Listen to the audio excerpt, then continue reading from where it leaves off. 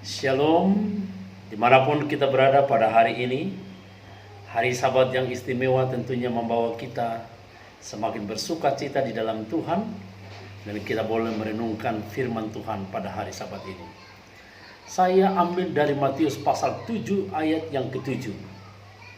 Mintalah maka akan diberikan kepadamu, carilah maka kamu akan mendapat, ketoklah maka pintu akan dibukakan bagimu. Pertanyaan yang penting, apakah betul kalau kita minta Allah akan berikan? Ini adalah satu pertanyaan yang penting untuk kita renungkan lewat Matius 7 ayat 7. Betapa sering kita mendengarkan pekabaran ini, betapa sering kita membaca, bahkan menghafal di luar kepala kita. Namun apakah kita mengerti makna yang dimaksudkan di dalam ayat ini?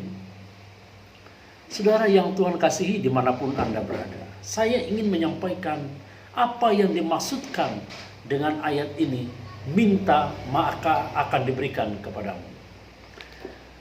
Saudara yang Tuhan kasihi, dalam ayat 8 dikatakan, karena setiap orang yang meminta menerima, setiap orang yang mencari mendapat, dan setiap orang yang mengetuk baginya pintu dibukakan. Ayat 9. Adakah seorang daripadamu yang memberi batu kepada anaknya jika ia meminta roti? Ayat 10. Atau memberi ular jika ia meminta ikan? Ayat 11. Jika kamu yang jahat tahu memberi pemberian yang baik kepada anak-anakmu, apalagi Bapamu yang di sorga, ia akan memberikan yang baik kepada mereka yang meminta kepadanya. Nah, mungkin kita meminta banyak hal dari Tuhan. Meminta kesehatan, meminta umur panjang, meminta rezeki, meminta pangkat, meminta kebahagiaan dan lain sebagainya. Semua permintaan-permintaan ini tidak ada yang salah. Tidak ada yang salah. Tapi apakah Allah selalu berikan? Tentunya tidak.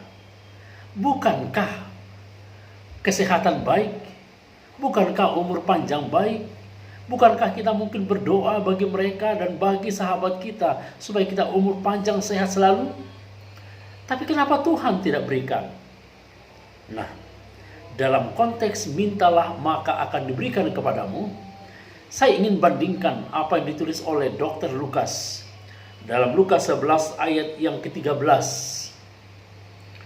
Jadi jika kamu yang jahat tahu memberi pemberian yang baik kepada anak-anakmu, apalagi Bapamu yang di surga, ia akan memberikan Roh Kudus kepada mereka yang meminta kepadanya.